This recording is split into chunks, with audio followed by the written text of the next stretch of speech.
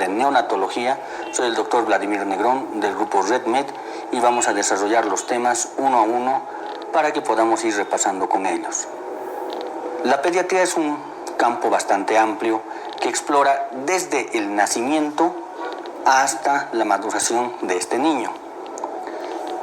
En la unidad de neonatología, lo que vamos a ver es el nacimiento de este niño, este producto, a nosotros.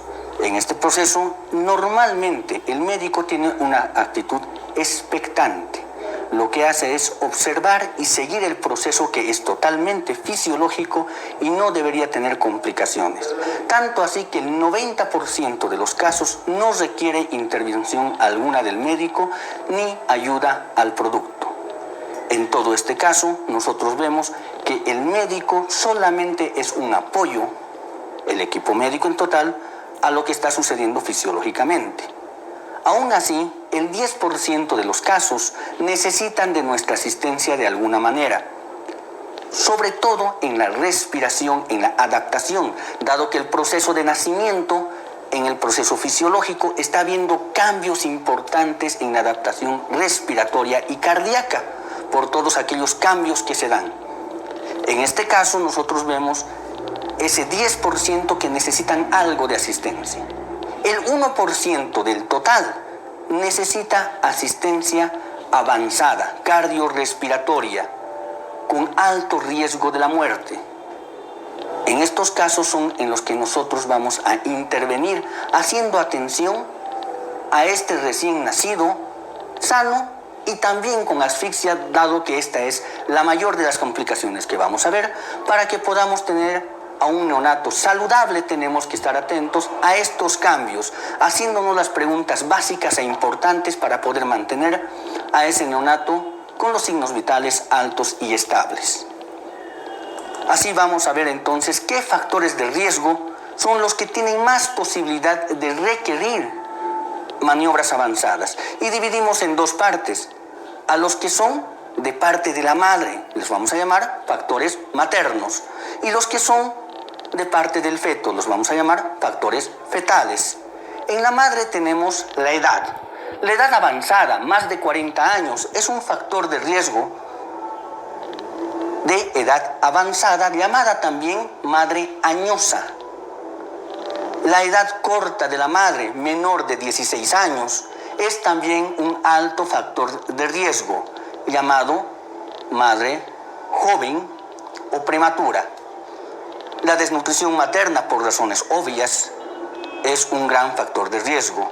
La hipertensión arterial, la historia previa de partos pretérminos, los abortos o muertes neonatales tempranos previos a este, la rotura prematura de membranas en este embarazo, antes de este parto, contando el tiempo del que ha ocurrido aquel, la hemorragia del tercer trimestre en este embarazo y obviamente las infecciones de todo tipo que vayan en el tracto comprometido. En este caso, obviamente el canal del parto.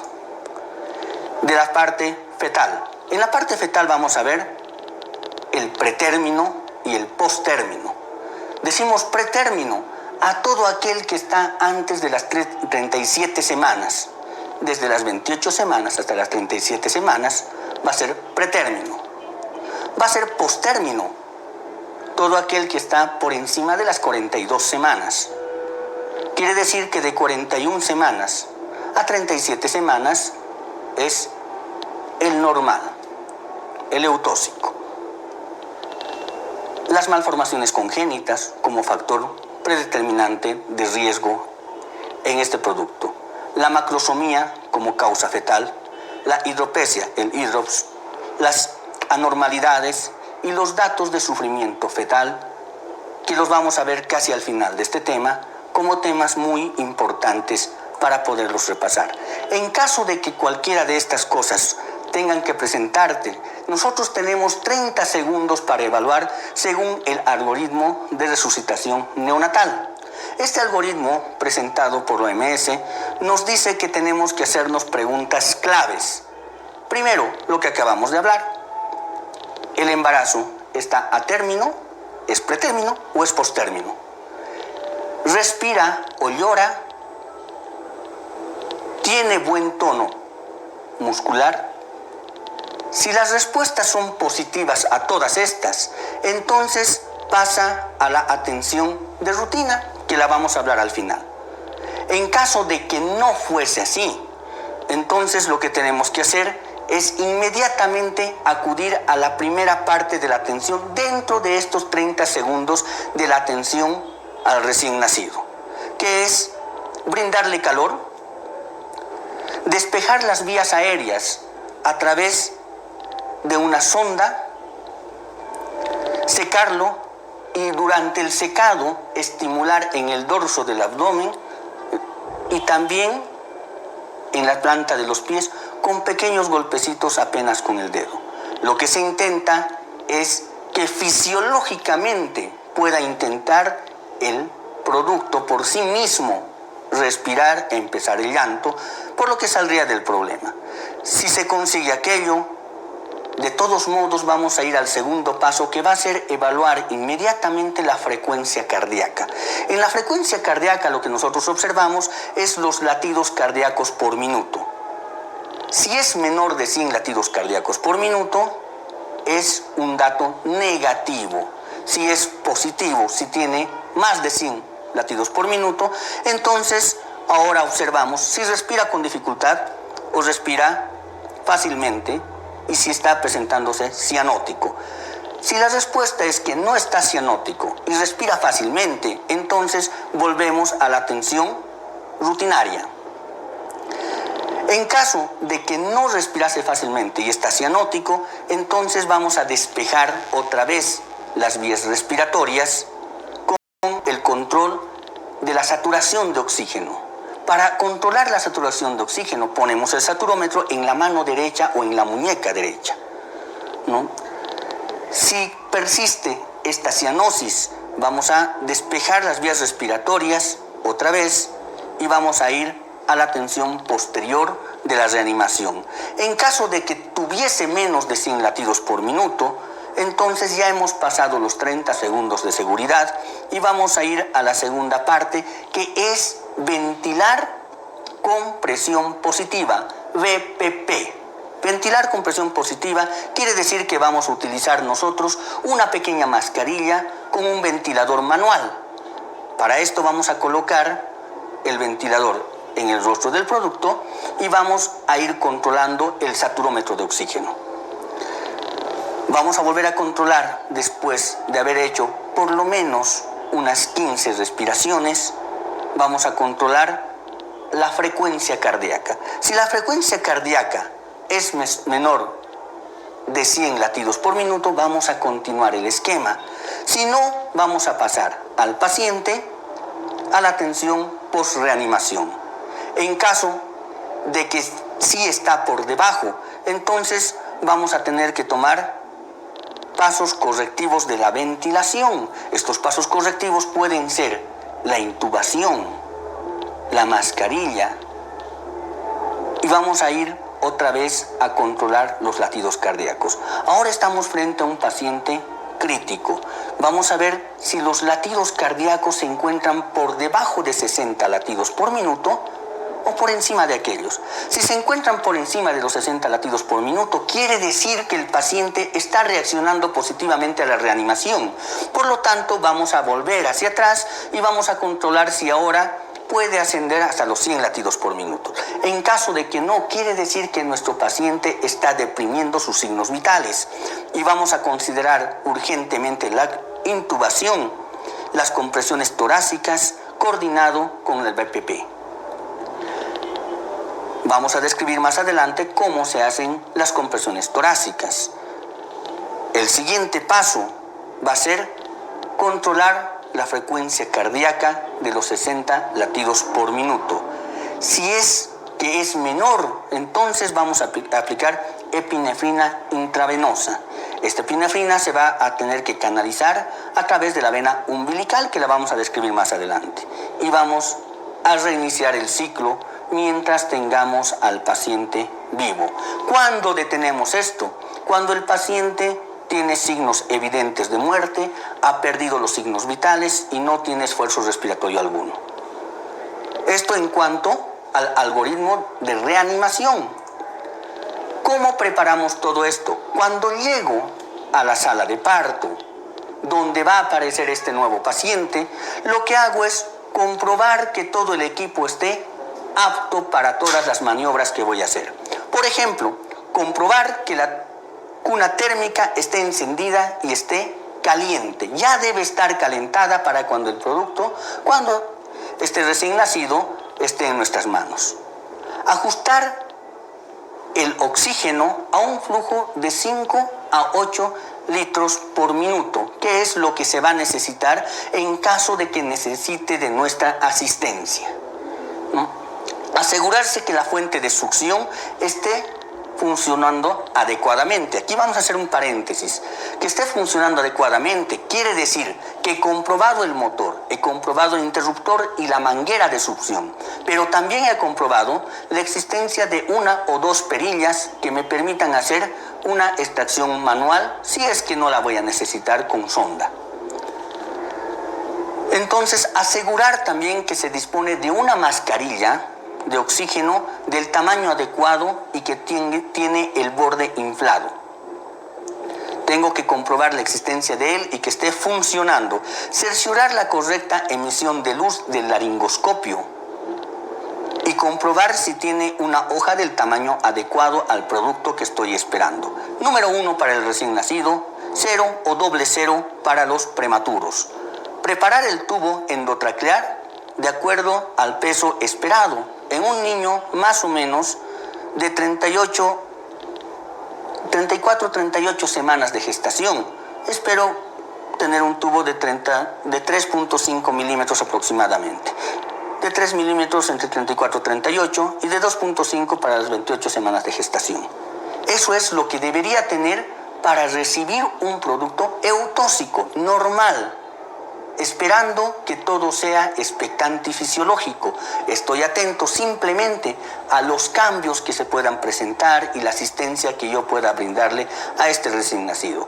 Todo esto va a ser en los 30 segundos, esos 30 segundos importantes cuando recibimos, como estamos viendo en la imagen, está esperándole con una toalla precalentada. Para recibirlo, evaluar la respiración, limpiar las mucosas y hacer las maniobras que tenga que hacer. Porque luego de esos 30 segundos, si es eutóxico, debería tener apego a la madre. En caso de que no es eutóxico y en todos estos 30 segundos no tuve los datos positivos como hemos visto en el algoritmo, necesito hacer la reanimación. Ya hemos dicho cómo le voy a dar la oxigenación. Y ahora, ¿cómo hago las compresiones? Las compresiones existen dos técnicas. La técnica de los pulgares, que consiste en tomar al producto entre mis manos, al recién nacido, y juntar los dos pulgares en la línea intermamilar, en el esternón, y producir pequeñas contracciones, contando y sincronizando con la ventilación positiva. En caso de productos un poco más grandes, se puede realizar la técnica de dos manos, que es tomarlo y aplicar los dos dedos en la misma zona y hacer pequeñas compresiones, siendo la primera, la de los pulgares, la de elección en los hospitales, dependiendo obviamente de los cambios fisiológicos que vayamos a ver. Una vez que he hecho la reanimación, va a pasar a la especialidad. Este paciente va a ser obviamente transferido a neonatología. En neonatología lo que van a hacer es observar con especialistas todo aquello que vaya a complicarse. ¿Qué complicaciones estoy esperando? Posiblemente una hipo o hipernatremia, una hipoglucemia, sobre todo por el tiempo de espera y por no haber tenido la ingesta inmediata de su alimento del calostro. Puede deprimirse, puede quedar dormido y en realidad está cursando una hipoglicemia. Un daño del sistema nervioso central que incluso puede causar con convulsiones, con encefalopatías, un daño pulmonar, la hipotensión, el desequilibrio electrolítico, el daño gastrointestinal, llegando incluso a ser un hilio paralítico, en los casos obviamente más complicados. La asfixia perinatal también es una complicación, pero un poco más fisiológica. Durante el parto, la contracción uterina, el canal vaginal, el canal del parto y el producto producen presiones encontradas. Estas presiones hacen que el flujo de oxígeno de la placenta al producto sea menor, por lo que recae la cantidad de oxígeno, baja la cantidad de oxígeno y hace que entre en hipoxia. Esta hipoxia produce que haya el efecto de inmersión. El efecto de inmersión es el que se conoce también en los adultos como el que protege la perfusión de los órganos nobles, sobre todo al cerebro, en detrimento de pulmones, intestino, riñones. En caso de que continúe esta presión, puede suceder en algunas ocasiones que entre en el ciclo del ácido cítrico. En este caso, el ácido láctico, ácido cítrico van a ir aumentando. Si continúa la presión, fracasan estos mecanismos de defensa, va a entrar en depresión. Y la depresión va a hacer que caigan los signos vitales, cayendo la presión arterial, cayendo la frecuencia cardíaca y por tanto el aporte de oxígeno ya sin la presión externa. Por lo tanto, también se tiene que reanimar este tipo de asfixia perinatal, pero que es mucho menos complicada siempre y cuando estemos atentos. En la atención del recién nacido eutóxico, una vez que hemos hecho todo esto, en el eutóxico vamos a aplicar 1 miligramo de vitamina K intramuscular, probablemente en el muslo casi siempre, para hacer la profilaxis de los sangrados. Un ungüento oftálmico que se tiene que aplicar en la bolsa conjuntival para evitar infecciones, la antropometría, la valoración gestacional y la vacunación prioritaria en nuestro país de la hepatitis B y la BCG. Entonces, todas estas son medidas profilácticas que se hacen inmediatamente.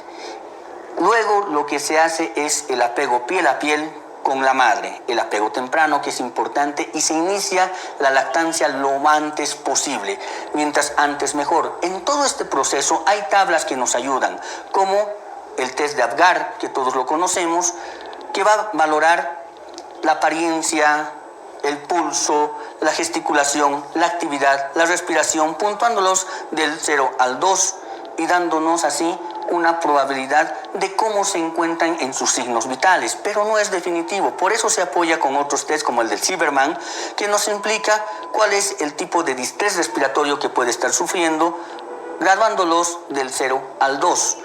Y está viendo los movimientos abdomino-torácicos, si son sincronizados, si son desiguales o si son en balanceo, si existe tirajes, si existe aleteo nasal, si existe quejido, ¿no? Y retracción sifoidea. El test de Chapurro lo que está viendo es la madurez del producto. Lo que ve es cuánto tiene de edad gestacional aparente. No es lo mismo que el cálculo obstétrico. Este es diferente y tiene que ver con la madurez que tiene él. Se apoya siempre con el test de Velard modificado, que van más o menos por lo mismo. ¿Qué vamos a encontrar? Vamos a encontrar nosotros la edad gestacional, vamos a encontrar si se encuentra término, a postérmino o pretérmino.